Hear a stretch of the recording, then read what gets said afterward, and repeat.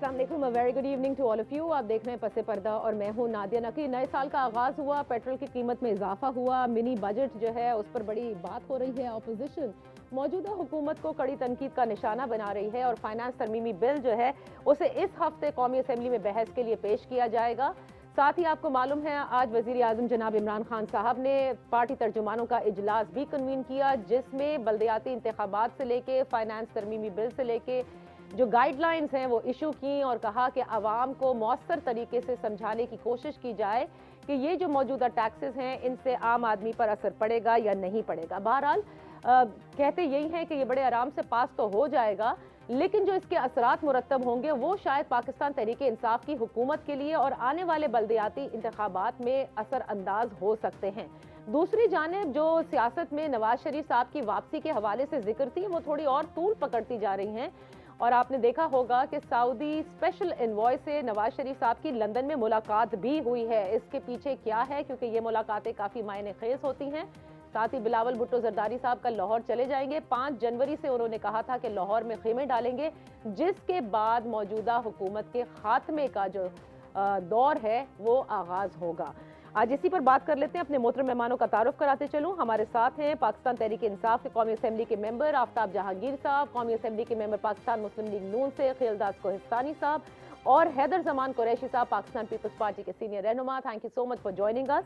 गुफ्तगू का आगाज आफ्ताब जहांगीर साहब आपसे कर लेती हूँ। फाइनेंस बिल यकीनन मंजूर हो जाएगा, लेकिन असल मुश्किलात मेरे ख्याल से आप लोगों की इसके बाद हैं, यानी जब उसका पूरा इम्प्लीमेंटेशन हो जाता है। अब क्या मौसर तरीके से आप समझाना चाहते हैं अवाम को? आपने बताना ही है कि महंगाई तो होनी है। जी बहुत शुक्रिया दिया कि आपने अपने प्रोग्राम में मौका दिया। दोनों दोस्तों को मेरा सलाम। वालेकुम अस्सलाम। अच्छा, बात ये है कि मुझे आज तक ये समझ नहीं आई नादिया कि जब हम जहाँ बहस करना चाहते हैं वहाँ हम बहस नहीं करते, जहाँ हम बात करना चाहते हैं वहाँ बात नहीं करते। मैंने इस बिल के बाद, मैं आपको ऑनेस्टली बता रहा हूँ, मैंने 1-2 माहिर माशियात से मुलाकात की और उनसे पूछा कि यार ये बताओ कि मैं अपने हलके में जा सकता हूँ या नहीं जा सकता इस बिल के बाद। ओहो। उसने कहा जी ना जाने की कोई वजह तो बताएं आप। मैंने कहा जी ये कह रहे हैं कि बड़ा टैक्स लगा दिया हमने, बड़ा सारा कुछ हो गया है, ये अपोजिशन के भाई कह रहे हैं। बाखुदा मैं आपको सही बता रहा हूँ, मैं झूठ नहीं बोल रहा। उन्होंने कहा सर कुछ नहीं किया, सिर्फ 2 अरब रुपए का, इतने बड़े मुल्क के अंदर इतने बड़े 373 अरब में सिर्फ 2 अरब रुपए का एक थोड़ा सा वो आएगा, उसका कि जितना इम्पैक्ट आ सकता है वो पूरे पाकिस्तान में वो आएगा। अच्छा। मैंने कहा ये जो कहता है कि जी ये 17% और ये वो, उसने कहा ये सारे एडजस्टेबल या रिफंडेबल है। ठीक है। इसमें कोई ऐसी चीज़ नहीं है, कोई टैक्स नहीं है। ये सिर्फ क्या किया कि उसको यूनिफॉर्म कर दिया कि पहले क्या होता था, बहुत सारे आइटम्स के ऊपर 17% लगता था, किसी के ऊपर उससे कम लगता था, कहीं पर 0% था। अब उन्होंने IMF ने उसको कहा, और IMF ने कहा जैसे उन्होंने बता रहे हैं मुझे, मैं वही आपको बता रहा हूँ। उन्होंने कहा जी इसको यूनिफॉर्म कर दिया कि सबके ऊपर तो IMF की आपको सुननी पड़ी, आप उनसे कुछ देखिए जब आप नेगोशिएट नहीं कर सके ना। देखिए नादिया, मैं इस बात कर रहा हूँ कि ये हम वो तो 700 कुछ कह रहे थे, ये लड़ झगड़ के 350 पे आए। 343 अरब पर आ गए। अच्छा देखिए बात ये है कि जब आप किसी के पास जाते हैं तो फिर शराइत तो उन्हीं की मानी जाती हैं। अब उसमें आप कितना लड़ झगड़ के कितने अपने आप को कम से कम उनकी शराइत पर ले आते हैं, कितना रिलैक्सेशन ले लेते हैं, तो वो ये है। देखिए हमने अगर मैं ये कहूँ कि जी मुझसे पूछ कर गए तो मैं तो कहूँगा कि भाई 2 पत्थर मान लो। हाँ, लेकिन वजीर खजाना ने खुद कहा ना कि 2008 में जब पीपल्स पार्टी की हुकूमत को वो रिप्रेजेंट कर रहे थे, it was a cake walk. अच्छा, लेकिन अब उन्होंने कहा तो कि इंतहाई अब मुश्किल। मुझे आप बताएं कि केक वॉक में भी जाना पड़ा, चाहे केक लेने गए, चाहे अब ये वो सख्त वाली ब्रेड जो है ना वो लेने गए हैं, जाना तो पड़ा। चलिए, तो अगर हम 22 करोड़ अवाम का जिक्र कर रहे हैं तो 2 अरब के टैक्सेस इज नथिंग। आप हल्के में आराम से जा सकते हैं। मैं जा सकता हूं। आप जा सकते हैं। हैदर जमान कुरैशी साहब, आप सबसे ज्यादा शोर करते हैं, ऑपोजिशन के मेंबर जो इकोनॉमी को समझते भी हैं, ये इतना ही सहल है जितने प्यार और मोहब्बत से आफ्ताब जहांगीर साहब बता रहे? महज 2 अरब के टैक्सेस, इसका इतना बड़ा इम्पैक्ट नहीं आना इस 22 करोड़ अवाम पर। बिस्मिल्लाहिर्रहमानिर्रहीम। नादिया बहुत शुक्रिया। मेरे ख्याल में अगर हकीकत और हकायक मुकम्मल तौर पर कौम के और आवाम के सामने ना रखे जाएं तो यकीनन इसी 2 अरब पे ही डिबेट होगी। कोई हमें ये बताए कि जब एग्जेम्प्ट आइटम्स के ऊपर आप जीएसटी लगाते हैं और बहुत सारे आइटम्स के ऊपर आपने एफईडी लगा दी और आपने पीडीएल जो है जो 30 रुपए बजट में रखी थी और आप बतदरीज आईएमएफ के कहने पे 4 रुपया महाना अब आप उसको बढ़ा रहे हैं और जीएसटी जो सूबों में डिवाइड होता है उसको आप ख़त्म करके पीडीएल बढ़ा रहे हैं और उसके बाद आपने रिफाइनरी स्टेज पे भी जीएसटी लगा दिया और ये कहानी दी जा रही है कि जी ये तो एडजस्टेबल है। मुझे बताएं और फिर हुकूमती तर्जुमान और वज़रा ये कह रहे हैं कि हमारे पास कहाँ गुंजाइश है, आईएमएफ हमें कह रहा है सारी एग्जेम्पशंस ख़त्म कर दो। बड़ी अच्छी बात है, अगर एग्जेम्पशंस ही ख़त्म करने की बात है तो सबसे बड़ी जो आपने पॉट में एग्जेम्पशन दी हुई है वो रियल एस्टेट माफिया को दी हुई है और रीट की सूरत में दी हुई है और उन एटीएम्स को दी हुई है जो अरबों खरबों रुपया जो है मनी लॉन्ड्रिंग का पार्क कर रहे हैं यहाँ पे, जिस वजह से 27वीं शर्त जो फैटेफ की है वो पूरी नहीं हो रही। तो ये बातें करना कि और 10 रुपए जो आपने बिजली बढ़ा दी है आईएमएफ के कहने पे वो गरीब आदमी पे नहीं पड़ी और बहुत सारे ऐसे आइटम्स हैं अगर वो लाइन वाइज डिस्कस किए जाएं और शौकत तरीन साहब अगर आइटम वाइज बैठ के पढ़े उनको तो हम उनको बता सकते हैं कि ये इसका इम्पैक्ट मिडिल क्लास और आम पाकिस्तान के लोगों के ऊपर है। और जब जुलाई में बजट जून में आया था तो तब भी ये कहा था कि अवाम दोस्त बजट है, गरीब का बजट है। मुझे बताएं कि उसके बाद जो 6 महीने में जल्जले के और जो इकोनॉमिक टोमाहॉक मिसाइल इस कौम पर अवाम पे गिरे हैं, बिजली गैस और ये दवाइयों की जो इंग्रेडिएंट्स हैं, pharmaceutical industry up and arms है, टेलीकॉम इंडस्ट्री, उसके ऊपर ब्रॉडबैंड के ऊपर, आपकी फोन कॉल सर्विसेज के ऊपर पहले बजट में टैक्स लगाया, अब उसको फर्दर बढ़ा दिया है। इसी तरीके से ऐसे इकदाम किए गए हैं जिसके जब आपके एक्सचेंज रेट को जब आप ऐड करेंगे तो बहुत इन्फ्लेशन आएगा। ऑलरेडी आपका सेंसिटिव प्राइस इंडेक्स जो है 20% क्रॉस कर गया है। आपकी जो कोर इन्फ्लेशन है वो 12% पे आ चुकी है। अच्छा। और हुकूमत जो है वो इवेसिव है, वो मानने को तैयार नहीं है। अब पिछला बजट 172 पे पास हुआ, 171 पे माइनॉरिटी हो जाती है जो जून में था। हमने कोशिश की ऑपोजिशन के दोस्तों को और इनके इत्तेहादियों को भी हम बताएं और समझाएं। इस बारी भी हम कोशिश करेंगे, लेकिन अगर बजट पास भी हो जाता है तो उसकी पॉलिटिकल कॉस्ट इन्होंने केपी के बल्दियाती इलेक्शन में देखी, इन्होंने अभी खानेवाल के इलेक्शन में देखी, पीपी 206 के इन्होंने कई और बाई इलेक्शंस में देखी जहां पे ऑपोजिशन ने, चाहे पीपल्स पार्टी हो चाहे पीएमएल नवाज हो, हमने सीटें जीती। और आप देखिएगा कि इसकी एक बहुत बड़ी पॉलिटिकल कॉस्ट, लेकिन इनकी पॉलिटिकल कॉस्ट से गरीब आदमी और पाकिस्तान की जो इस वक्त शब्बर जैदी जो कहते हैं और दुरुस्त कहते हैं कि आप फैक्चुअली बैंकरप्ट हो गए हैं, आपके मैथ एड ऑन नहीं कर रहा। और $1 अरब आईएमएफ का जो आप लेने जा रहे हैं और कड़ी शराइत हैं कि आपकी फेल्ड फॉरेन पॉलिसी है ना, आप आइसोलेशन में आप कहते हैं एब्सोल्युटली नॉट, जबकि आपकी सलाहियत नहीं है एब्सोल्युटली नॉट के कहने की। तो अब आप सोच समझ के तो बोलते नहीं है, तो उसकी अब आपको कॉस्ट पे कर रहे हैं, कॉस्ट देनी है। अच्छा, ये जो अवाम को बता दें कि 200 रुपए का डॉलर हो जाना है, अवाम को ये बातें बता दें। ये बहुत खतरनाक बात है कि 200 जो है का डॉलर। एक और चीज आपके प्रोग्राम में बता दूं, आपको पेश खेमा बता दूं कि जितना यूरिया का और डीएपी का इन्होंने क्राइसिस क्रिएट कर दिया है, आपकी 20 से 25% वीट की क्रॉप सफर होने जा रही है और एक इतना बड़ा वीट क्राइसिस आने जा रहा है। अच्छा, आपने जो ये बात कही ना हैदर जमान कुरैशी साहब, इसी को जरा आगे लेकर जाते हैं ना। पॉलिटिकल कॉस्ट आपने कहा कि ये आवाम तो जो भुगतेगी, पॉलिटिकल कॉस्ट इस पार्टी ने फेस करनी होगी। मैं ये जानना चाहती हूँ खिलदास कोहिस्तानी साहब कि ऑपोजिशन, जैसे अभी हैदर ने भी कहा ना कि लास्ट टाइम जो बजट पास हुआ था वो 172 से हुआ था और इस दफा भी कोशिश की जाएगी कि अप्राइज किया जाए। आई थिंक इत्तेहादियों से ज्यादा आप लोग बात करेंगे। आपको लगता है हुकूमत को किसी किस्म की भी कोई मसाइल का सामना हो सकता है regarding passing of this budget? वो तो ये भी आराम से पास करा लेंगे। देखिए, जिस दिन नादिया ये बिल टेबल किया गया उस दिन वजीर आजम साहब पार्लियामेंट के अंदर मौजूद थे। उन्होंने बड़ा एक इशाया भी दिया अपने मेंबरान को, उनको तमाम मेंबरान को कॉलें भी गई जो पहले भी जाती थी और इनको ज़बरदस्ती बुलाया जाता है। उसके बावजूद भी हुकूमत के 145 अरकान मौजूद थे वहाँ पे जिस दिन बिल ये टेबल हुआ। तो उनकी काफ़ी मेंबर वो गायब थे, वो नहीं आए। और खुद मेरे भाई, मेरा दोस्त आफ्ताब जहांगीर साहब ने कहा कि मैं जब वहाँ से उस बिल के बाद आया कराची, तो मैंने किसी दोस्त से मशवरा किया, मुआशी माहिर से मशवरा किया कि मैं हल्के में जाऊं या ना जाऊं।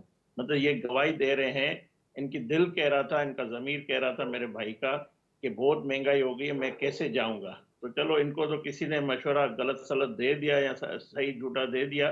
काफ़ी मेंबरान हैं जो हल्कों में अभी नहीं जा रहे।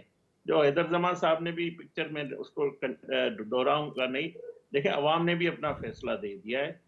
बात ये कितने भी इमरान खान साहब हुकूमती खर्चे पे 50 रख लें, मुशील 60 रख लें, मीडिया टॉक शो टीम बना लें, यूट्यूबर को पैसे दे दें, सब कुछ कर दें, आम आदमी की जो जिंदगी है पाकिस्तानियों की, जो आम आवाम है, उनका जो उनकी चीखें निकल रही है, जो उनकी जिंदगी तंग है, ये कितना भी कहें कि इस बिल में अवाम के लिए 2 अरब के बजट टैक्सेस है या छूट है, ये बात अवाम समझती है, आप भी समझती है, मैं भी समझता हूँ कि जो इन्होंने महंगाई की है और जो इजाफा हुआ है, ये तो आज भी नहीं मान रहे हैं कि आम आदमी की इशिया की चीजों में इतना फर्क नहीं पड़ेगा। लेकिन ऑल्टरनेटिव पॉलिसी क्या है हुकूमत के पास, ऑपोजिशन के पास कोई ऑल्टरनेटिव पॉलिसी भी तो होती है ना, जो वो देती है कि जी इसकी जगह आप ये कर लें। मैं जवाब दे देता हूँ।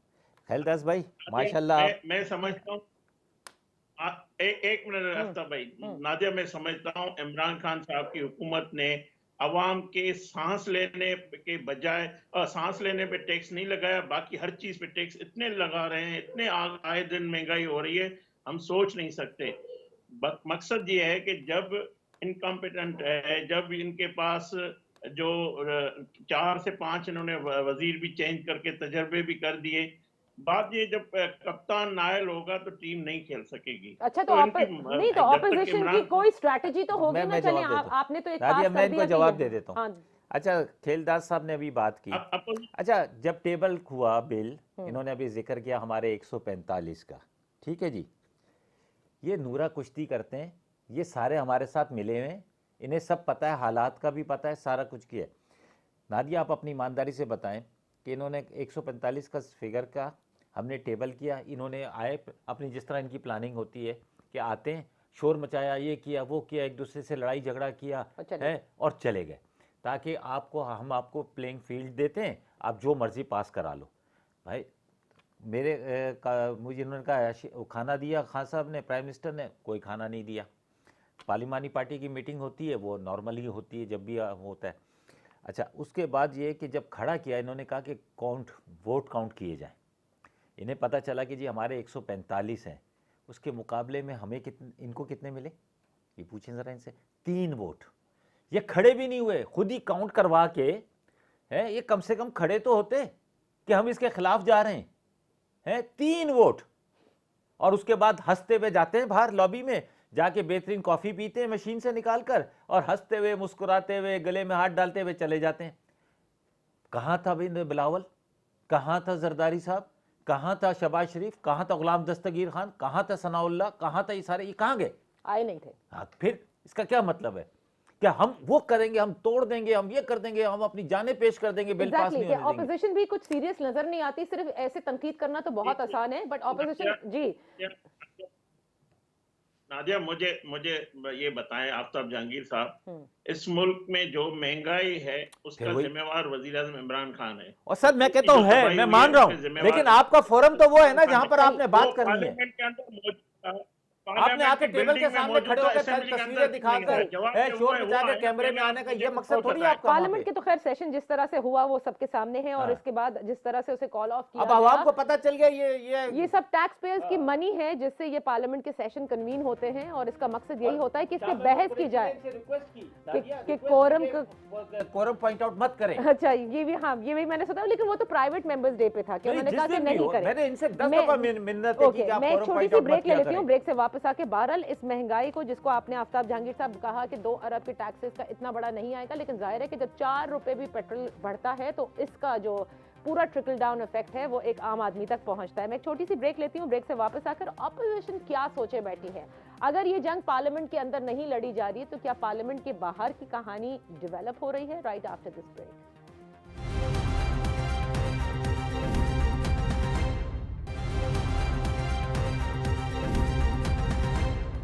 Welcome back. हैदर जमान कुरैशी साहब, खेलदास कोहिस्तानी साहब, आफ्ताब जहांगीर साहब हमारे साथ हैं। हैदर साहब, ये बड़ी इंपॉर्टेंट बात है कि देखिए ऑपोजिशन कहती तो बहुत कुछ है, हुकूमत को तनकीद का निशाना बनाती है, खुसूसन मईशत के हवाले से, लेकिन जो बात पार्लियामेंट में करने की है वहाँ होती नहीं है। क्या पार्लियामेंट के बाहर की कोई चीज़ें हैं जो डेवलप की जा रही हैं? क्योंकि महज सिर्फ कह देने से कि हुकूमत इनकेपेबल है, इनकॉम्पिटेंट है, इससे तो चीज़ें हल नहीं होती। अगर आप लोग ये समझते हैं कि मौजूदा हुकूमत ने तबाही फेर दी है, तो फिर इस तबाही का कोई हल भी तो होगा ना? देखिए नादिया, प्लीज हमें फैक्चुअली बात को स्ट्रेट रखना चाहिए।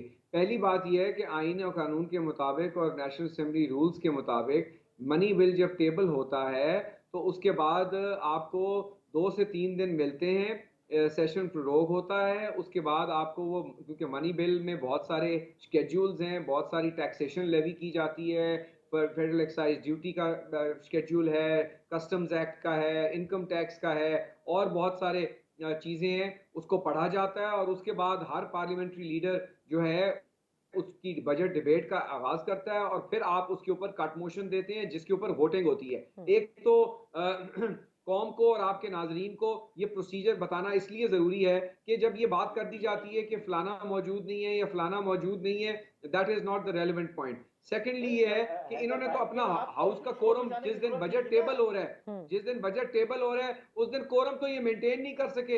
इनके अपने सीनियर वजीर जब खड़े हुए तकरीर करने के लिए तो बजट। और दूसरी बात ये है कि जो स्टेट बैंक का है या दूसरे ऐसे ऑर्डिनेंसेस हैं जो लैप्स हुए हुए थे, जब ऑपोजिशन को बात नहीं आपने करने दी, और ऑर्डिनेंस जब लैप्स हो जाए तो वो एक्सटेंशन के लिए पार्लियामेंट में नहीं आफ्टर इट्स एक्सपायरी पेश हो सकता। इन्होंने आइन और कानून की धज्जियां बिखेर दी, स्पीकर पार्टिजन हो गए। तो ये बातें जो हैं कौम के सामने रखी हैं, और हम इंशाल्लाह, और चेयरमैन बिलावल भी और शहबाज शरीफ साहब भी, सब लोग अपनी अब तकारीर करेंगे इस हफ्ते में और अपना पॉइंट ऑफ व्यू देंगे, और फिर हम बजट के ऊपर वोटिंग डिमांड करेंगे।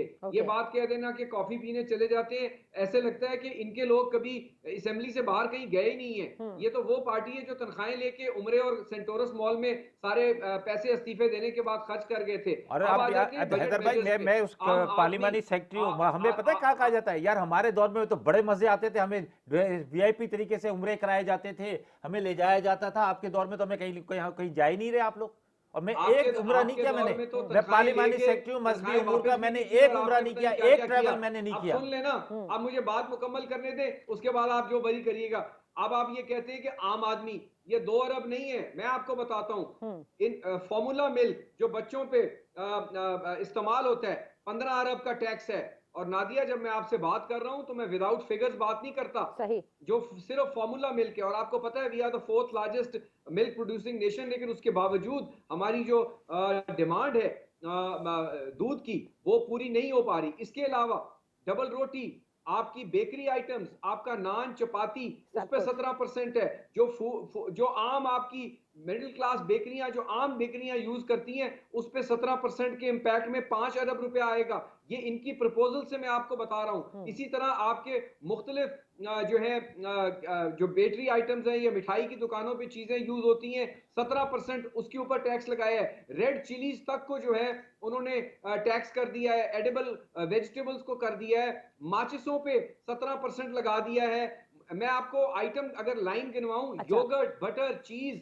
जो लोकली बन रही है, इंपोर्टेड नहीं, जिसकी यहाँ पे पाकिस्तान में रिटेल में पैकिंग हो रही है, घी, क्रीम, चीज, योगर्ट जो है उस पे 17% टैक्स है। तो ये कह देना कि आम आदमी नहीं है, मुझे नहीं मालूम कि आम आदमी कौन सी चीज खाता है या पीता है। हैदर, ओके सर, ये तो these are proposed taxes, but I just want to ask you from in one line. माजी की हुकूमतें भी IMF के पास गई हैं, वहां पे भी कड़ी शराइत होती है। इस हुकूमत को इतना ज्यादा क्यों IMF के हवाले से टारगेट किया जा रहा है? आप सब भी गए, नून लीग भी गई, why them? Because starting from the governor state bank to the deputy governor, आज भी गवर्नर स्टेट बैंक IMF का पेड एम्प्लॉई है। आज भी बहुत सारे ऐसे लोग हुकूमत में बैठे हैं जो वो डबल जॉब्स रख के बैठे हैं और उनका एजेंडा है। और पाकिस्तान की इकोनॉमिक सोवरेनिटी, पहले जो हुकूमतें गई थी वो निगोशिएट करती थी। Okay. मैं आपको 3-4, आपने एक बड़ा अच्छा सवाल किया ब्रेक से पहले कि what will you do. Number 1, अगर आज हमें हुकूमत मिलती है, we will immediately finish the real estate amnesty.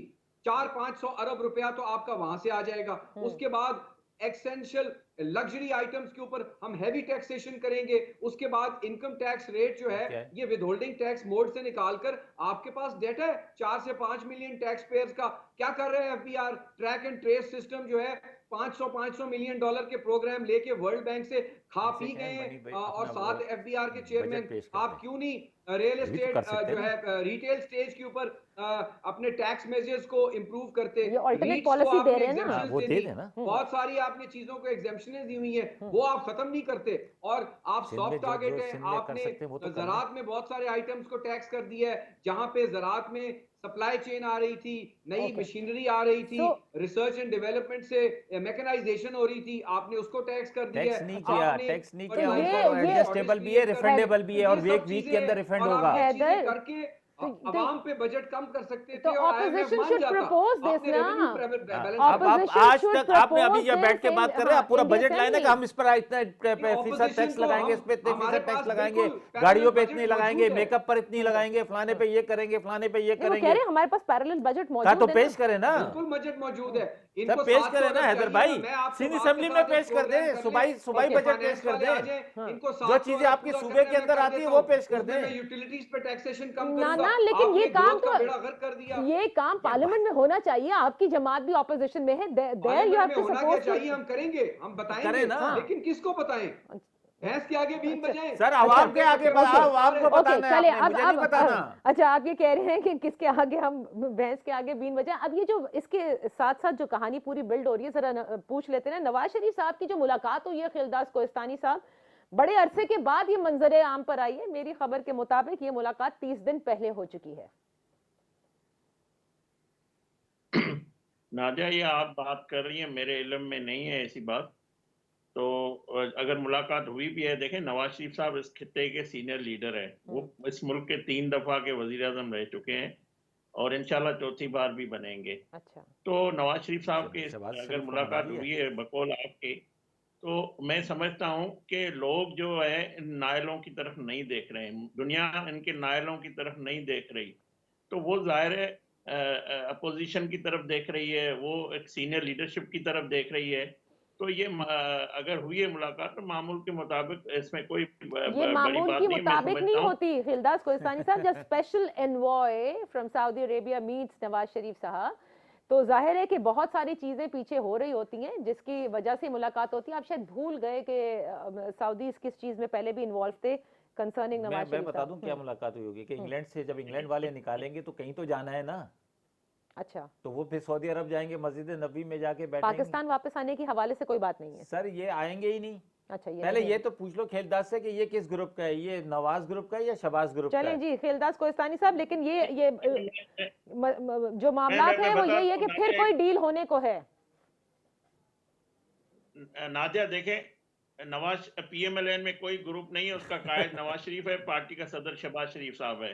तो हमें वजीर आजम किसको बनाओगे अगर वो नाहिल रहेंगे तो?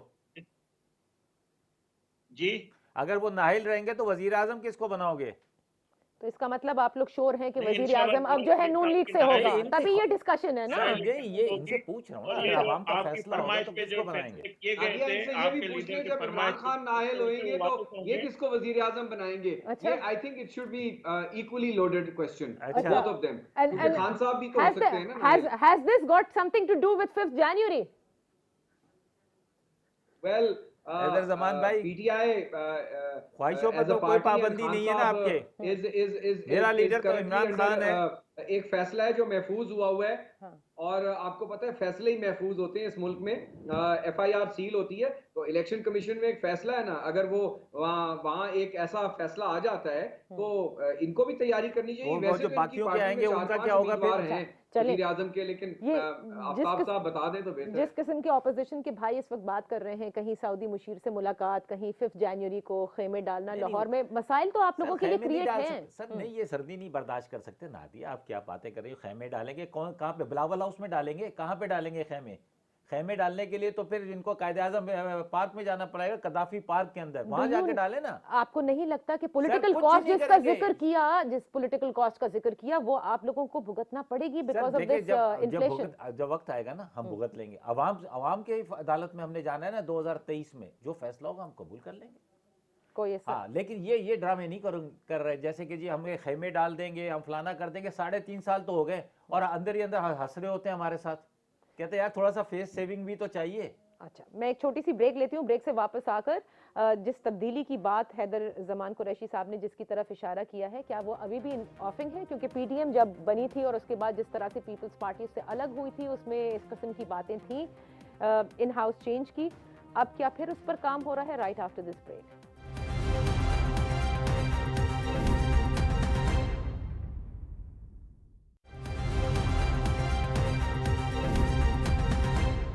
Welcome back. हमारे साथ हैं हैदर जमान कुरैशी साहब, खिलदास कोहिस्तानी साहब, आफ्ताब जहांगीर साहब। खिलदास कोहिस्तानी साहब और हैदर जमान साहब ने जो गुफ्तगू की, आफ्ताब जहांगीर साहब से पहले स्टार्ट कर लेते हैं। Haider, before coming to you, आपको लगता है कि ये इलेक्शन का साल है, जिस तरह से ऑपोजिशन की बातें हैं या जिस तरह से वो कोशिश कर रहे हैं? अभी आपको पता है कि 23 मार्च के हवाले से पीडीएम भी ये कहती है कि उन्होंने लॉन्ग मार्च करनी है। फिर नवाज शरीफ साहब की वापसी के हवाले से हुकूमत थोड़ी परेशान या तजब्जुब का शिकार भी है। अच्छा नादिया, ये तो पिछले 2 साल से हम सुन रहे हैं कि ये इलेक्शन आ रहा है, 3 महीने बाद आएगा, 6 महीने बाद आएगा, ये आएगा। इसी ये तरह इलेक्शन का साल नहीं है सर, हो भी सकता है और नहीं भी हो सकता। देखिए, मैं आपको वैसे बता रहा हूँ कि अगर आपने जमहूरियत को मजबूत करना है, मैं बार बार ये बात कहता हूँ, लोग कहते हैं यार आफ्ताब भाई आप, कि हर चीज़ को उसके वक्त के मुताबिक होना चाहिए, आवाम की अदालत में होना चाहिए, और जिसका जो रोल है, जिस लिए आवाम ने उनको भेजा है, उस जगह को मजबूत करना चाहिए, वो है पार्लियामेंट। एक बात, हम इसी चक्कर में पिछले 1-1.5 साल से लगे हुए हैं कि अब गिराएंगे, अब गिराएं, अब मार्च निकालेंगे, अब हमारा रोड शो होगा, आज हमारा ये होगा, आज हमारा वो होगा। क्या हुआ? ये 2022 भी गुजर जाएगा, हो सकता है ना गुजरे, इलेक्शन आ जाए, हो सकता है इन हाउस तब्दीली आ जाए। अगर इन हाउस तब्दीली भी आएगी तो वो आप गवर्नमेंट में हैं, ठीक है, सर, और मैं आप तो श्योर नहीं है कि ये हुकूमत 5 साल कंप्लीट करेगी। ये बड़ी अजीब सी बात है। नहीं, अजीब सी बात नहीं है। मैं ये कह रहा हूँ कि अगर हम दुनिया के अंदर होता है ना, दुनिया में तो 6-6 महीने में, 1-1 साल में, 2-2 साल में हुकूमतें तब्दील हो जाती हैं। जमहूरियत का हुस्न तो यही है ना। लेकिन मैं ये आपसे बात कर रहा हूँ कि जो भी करें होगा वही जो आवाम चाहेगी। और मैं आपको ये गारंटी दे रहा हूँ कि आज ये मेरा प्रोग्राम याद रखिएगा कि 2022 में कुछ नहीं होगा, 2023 के अंदर इलेक्शन होंगे, उसका जो भी रिजल्ट आएगा वो सबको कबूल होगा। ठीक है, तो 2022 इलेक्शन का साल नहीं है। नहीं है। हैदर, आप as a political worker and as a worker जहां पर काफी चीजें लगता है कि समथिंग इज कुकिंग, आपको क्या लगता है 2022 इलेक्शन का साल है? नादिया, जिस तरह चीज़ें जा रही हैं और जो मंजरनामा आगे नज़र आ रहा है और जिस किस्म के चैलेंजेस हैं, ख़ास तौर इकोनॉमिक और नेशनल सिक्योरिटी, आप देखें ना, कल ड्यूरैंड लाइन पर अफगान फोर्सेस ने पाकिस्तान की फेंसिंग को डैमेज किया है। अब मुझे बताएं कि हम कहाँ पे जा रहे हैं? हमने सारी दुनिया के साथ क्या रवाबित रखे और उसके नतीजे में हमारे साथ क्या होने जा रहा है? 1 साल से हमें कोई मिस्ड कॉल भी नहीं दे रहा। हम इंतज़ार कर रहे हैं। बहुत सारी मसले मसाइल हैं, और जिस किस्म का इकोनॉमिक स्क्वीज़ और जो स्टेट बैंक एक्ट लाया गया है, जो कि एक नेशनल सुवरेनिटी के ऊपर एक बहुत बड़ा दहशतगर्द हमला है, मैं समझता हूँ इकोनॉमिक टर्म्स में। हमें उसको, वो मादर पिदर आज़ाद हो जाएगा, वो ना पाकिस्तान के किसी इदारे को अकाउंटेबल है, ना कोई उसको नैब पूछ सकती है, ना FIA पूछ सकती है। तो इन हालात को देखते हुए हुकूमत की बीच में जो इनकी पार्लियामेंट्री पार्टी में जो मसले मसाइल हैं, मैं नहीं समझता और मैं नहीं रूल आउट कर सकता। मैं समझता हूँ कि इस साल के लास्ट क्वार्टर में इट इज़ क्वाइट पॉसिबल कि अर्ली इंतखाबात हो जाएं और उससे पहले एक गवर्नमेंट ऑफ नेशनल कंसेंसस हो, जो कि मिनिमलिस्ट एजेंडा पे इलेक्टोरल और इकोनॉमिक रिफॉर्म्स और कुछ चीज़ों को बेहतर करे, ताकि एक फेयर ट्रांसपेरेंट इलेक्शन कौम को मिले। ये EVM और इस किस्म की जो चीज़ें डाली जा रही हैं, जिससे सारा का सारा इलेक्शन फिर स्टील किया जाए, इसको कोई तस्लीम नहीं करेगा। ये जिस अंदाज में पार्लियामेंट को चला रहा है स्पीकर नेशनल असम्बली, या जिस अंदाज में हुक्मरान जमात अभी भी एक आइसोलेशन में चल रही है, तो ये 50-60 तर्जुमान जो हैं, ये टैक्स पेयर पे बोझ हैं। ये सिर्फ गाली गलोच के लिए है। इनको रोज वजीर आजम बैठ के समझाता है और उसके बावजूद भी इनका जो बयानिया है वो कौम तक नहीं पहुंच पाता। Okay. तो उसकी बुनियादी वजह यह है कि एक तो अवाम इनके बयानिया सुनने के लिए अब तैयार नहीं है। मैं छोड़ूंगा नहीं और घबराना नहीं इज घिसा पिटा बयानिया। और पब्लिक जो इस वक्त इप्सॉस का सर्वे आया है, इनके अपने वोटर्स इनके लिए 50-54% जो है वो दोबारा वोट नहीं करेंगे। और बहुत सारी So आपको last सिग्नल मिल रही quarter, है, तो ये मैं नहीं समझता। Last quarter of this year आप समझते हैं कि चीजें जो है वो तब्दील हो सकती हैं। खिलदास कोहिस्तानी साहब कि वो एक पीडीएम भी है, वो पता नहीं अभी तक है कि नहीं, वो मार्च के अंदर, मार्च का आप लोगों ने कहा है, उसमें क्या पीपल्स पार्टी की शमूलियत किसी सूरत मुमकिन है या अकेले ही आप निकलेंगे मौलाना फजलुर रहमान साहब के साथ? देखिए, पार्लियामेंट में मुत्तहदा अपोजिशन सब मुत्तहद है, मतलब पीपल्स पार्टी हम सब हुकूमत को टफ टाइम देंगे इस फिनांस बिल में भी। पीपल्स पार्टी का और एक जो नून लीग बात का एक मौलाना फजलुर देखें रहमान। अमली तौर पे आपने कहा ना कि इलेक्शन कब होगा, अमली तौर पे ये हुकूमत मफलूज हो चुकी है। गवर्नेंस नाम की कोई चीज नहीं है। इनके हाथ में कोई, मतलब ये फेस वैल्यू तो इनके है, बैठे हुए हैं इक़्तिदार में, मगर इनके हाथ ये करने के लिए इनकी सलाहियत नहीं है, कर नहीं रहे हैं। तो मैं समझता हूँ इस मुल्क का जो मसला है पर वो हल, फौरी हल जो है वो फेयर एंड फ्री इलेक्शन है। उसके अलावा कोई ऑप्शन मौजूद नहीं है। बाकी जाहिर है जो आपने कहा कि ये हुकूमत तो फ्री एंड फेयर इलेक्शन के लिए वो जाहिर है आइन में जो इजाजत होगी किस तरह हो, तो ये सारी डिस्कशन चल रही है कि किस तरह अदम एतमाद भी अगर होता है तो उसमें क्या करना है। ये सारी सियासत में बातचीत होती रहती है। मैं समझता हूँ कि किससे बातचीत इलेक्शन होती रहती है सियासत 2022 में होंगे। किससे होती रहती है ये बातचीत कि कैसे करना है अदम एतमाद? नहीं, पार्टियों के दरमियान होती है। पार्टियों देखे के ना, हमारे दरमियान। पास जब अददी अक्सरियत हो जाएगी कि हम पीपल्स पार्टी, पीएमएलएन, जेयूआई सब जो अपोजिशन है, हम समझेंगे कि अब हम मतलब हमें अब कोई रोक नहीं रहा है, अब इनको कोई सपोर्ट नहीं है, कोई हाथ इनसे हट गया है। तो अगर के माजी की तरह जैसे सेनेट में हमारी अक्सरियत थी उसको अकलियत में बदल दिया गया, तो अगर यही मुल्क इस तरह चलाना है तो मैं समझता हूँ ये मुल्क आगे वो नहीं जो आपके बढ़ेगा। इस अकलियत मुल्क में की आए, मैशत आगे हमारे नहीं साथ आए, बढ़ेगी। उनसे आप ये ले लेते ना मसला हिसाब अवाम के किताब। लिए मजीद। अच्छा, सही। किससे? वो जो जिन्होंने आप कहते हो ना आपकी अक्सरियत थी वो अकलियत में तब्दील हुई, जो आपके लोग थे वो अगर हमारे पास आए तो उनसे हिसाब किताब ले लेते। जिस दिन आइन और कानून की हुक्मरानी होगी हिसाब खत से हो चलो। जाएगा अच्छा, इंशाल्लाह। नाम तो बता दो अपने बंदों का। अच्छा, एक मिनट आफ्ताब जहांगीर साहब, जरा हैदर जमान कुरैशी साहब से एक थोड़ा सा ये मैं जानना चाहूंगी कि बिलावल भुट्टो जरदारी साहब जो कि लाहौर में उन्होंने कहा था कि वो डेरे डाल रहे हैं 5 जनवरी ऑनवर्ड्स, क्या वहां पर क्या ऐसी चीज आप पंजाब में करने जा रहे हैं कि वहां से आप कहते हैं कि खात्मे का आगाज होगा? देखिए, एक तो 5 तारीख को हमारी स्पेशल सेंट्रल एग्जीक्यूटिव कमेटी का इजलास है। उसके अंदर पाकिस्तान पीपल्स पार्टी जो भी फैसला करती है, पीडीएम में जाने का था, पीडीएम से निकलने का था, या जो भी अपना रोड मैप था, हमारा एक बड़ा इंटरनल एक मैकेनिज्म है और उसको डिबेट करके हम अपनी फॉर्मुलेशन करते हैं। और हमारा अभी जो पंजाब में अपनी इंतखाबात की तैयारी के हवाले से प्लस इस हुकूमत को डिसलॉज करना है। आपको याद है कि पिछले 6-8 माह से हम ये पीडीएम के दोस्तों को भी कह रहे थे कि पंजाब में इस वक्त पोजीशन बहुत फर्टाइल है और हमें स्पीकर जो है चीफ मिनिस्टर ये और जो कौमी असम्बली के उसके बाद स्पीकर हैं, हमें इसके खिलाफ अपना अदम एतमाद का ऑप्शन इस्तेमाल करना चाहिए। और हम अभी भी कॉन्फिडेंट हैं कि ग्राउंड पे चीज़ें बहुत हमवार हैं। तो हमारी कोशिश होगी कि पंजाब में पहला हदफ किया जाए। और अगर हम गॉड फॉरबिड कामयाब नहीं भी होते तो ये हुकूमत जो है, आपको पता है कि इस हुकूमत में बिल्कुल अब खुद लड़ने की सलाहियत नहीं है। ये पहले भी जब लड़ती थी बैसाखियों की मदद से लड़ती थी, अब बैसाखियां नहीं हैं। और हम ये समझते हैं बहुत अरसे से कि चीज़ें जो हैं इनकी अपनी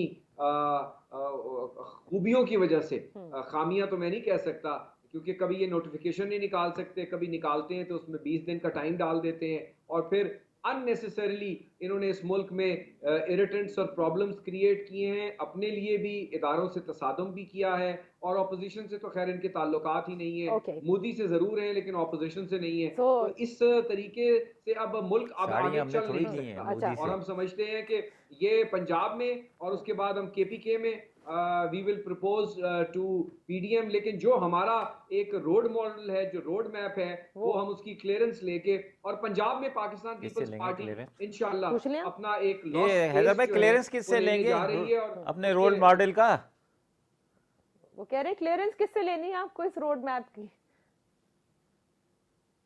किसी से नहीं लेनी, अपनी सीसी से डिस्कस करके, और हमने डिस्कस करके।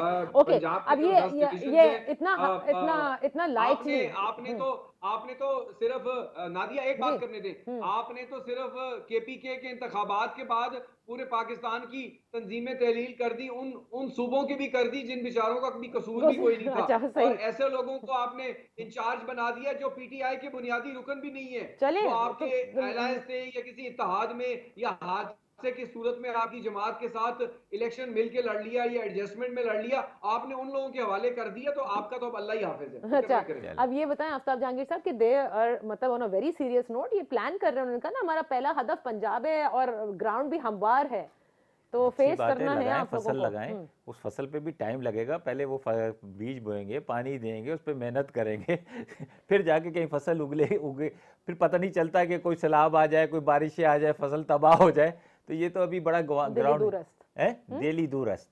आप बेफिक्र रहे। रहा जहाँ तक रहेगा हमारी तंजीम का सवाल, देखें पहली बात तो ये कि केपीके के रिजल्ट को आप उठा कर देखें, आपको अभी भी वोटों के हिसाब से हम अक्सरियत में हैं। ओहो, तो फिर तंजीम क्यों तहलील कर दी? चले सुन ले हमारे यहाँ एक इशू है, मैं आपको हकीकत बता रहा हूँ, और ये अच्छा फैसला है परवेज़ खटक साहब को केपीके के हवाले किया गया कि जी आप अपनी तंजीम को सही करें, क्योंकि वो वहाँ के सीनियर तरीन है, वज़ीर आला भी रहे, और पूरे पाकिस्तान में। अच्छा, पूरे पाकिस्तान में असद उमर साहब को दिया गया, वो प्लानिंग के वज़ीर भी हैं, और उनको दिया गया, वो हमारे बुनियादी वो हैं वो। अच्छा, इसी तरह से अली जैदी साहब पहले दिन के पार्टी के हैं, और पहले भी सिंध की सदारत को कर चुके हैं। अच्छा, मैं आपको एक चीज़ बताऊँ, बात ये है कि ये हमारा इंटरनल मामला है। अब हमारे यहाँ बहुत जमहूरी अंदाज़ है, हम लोग इख्तलाफ भी करते हैं, इत्तफाक भी करते हैं अपने लोगों, अपने लीडरशिप से, अपने प्राइम मिनिस्टर के सामने भी बोलते हैं। और मेरे आपको अगर आपके मुखबिर होंगे, इनके भी होते हैं, उनको पता है कि हम जब मैं भी बात करता हूँ या कोई भी करता है, हम खुल के बात करते हैं, हमें वो नहीं आता, मेरी आदत को भी आपको पता ही है। बात ये है कि मैं फिर ये कह रहा हूँ कि अगर परफॉर्मेंस के ऊपर हमारे पास, देखें जी, मैं आपको बताऊँ, मेरे को अगर लोग वोट देंगे नहीं देंगे, मेरी परफॉर्मेंस पे देंगे, तो मुझे किसी बैसाखी की जरूरत नहीं है। तो पीडीएम से, पीपल्स पार्टी से कोई सर, ये अभी इलेक्शन अभी लड़ा है ना, एक सीटें नहीं मिली इनको, नून लीग को, पीपल्स पार्टी को, पूछे तो सही। ये दूसरे की खुशी में वो कहते हैं ना, दूसरे की शादी में अब्दुल्ला दीवाना, ये उसमें अब्दुल्ला दीवाना हुए हुए हैं कि जी के वो मौलाना फजलुर रहमान का, तो ये क्या मौलाना फजलुर रहमान को वजीर आजम बनाना चाह रहे? सही, चलें, तो आप ये समझते हैं कि Peoples Party combined with PMLN भी कुछ नहीं बिगाड़ सकती? नहीं कुछ कर सकती सर, मैं आपको बता रहा हूँ, गारंटी है, guarantee. So you are here to stay 2023 तक इंशाल्लाह, उसके बाद भी आएंगे। उसके बाद भी? हाँ नादिया। अच्छा, ओके, चलिए देख लेते हैं कि पीपल्स पार्टी क्या सोचे बैठी है, पीएमएलएन क्या करती है। आफ्ताब जहांगीर साहब कॉन्फिडेंट दैट 2023 में इलेक्शंस और उसके बाद भी पाकिस्तान तहरीक इंसाफ ही बरसर इक़्तिदार आएगी। बहरहाल जो मिनी बजट के असरात आएंगे वो जाहिर है किसी भी हुकूमत के लिए ज़रा मुश्किल होते हैं डिफेंड करना, लेकिन किस तरह से वो डिफेंड कर पाएंगे ये तो वक्त ही बताएगा। लेकिन बज़ाहिर तौर पर नज़र आता है कि जाहिर है कि जब टैक्सेस बढ़ते हैं तो इसका असर कहीं ना कहीं आवाम तक ज़रूर ट्रिकल डाउन होता है। इजाज़त दीजिए, इंशाल्लाह फिर आपकी खिदमत में हाजिर होंगे। अपना ख्याल रखिएगा। अल्लाह हाफ़िज़।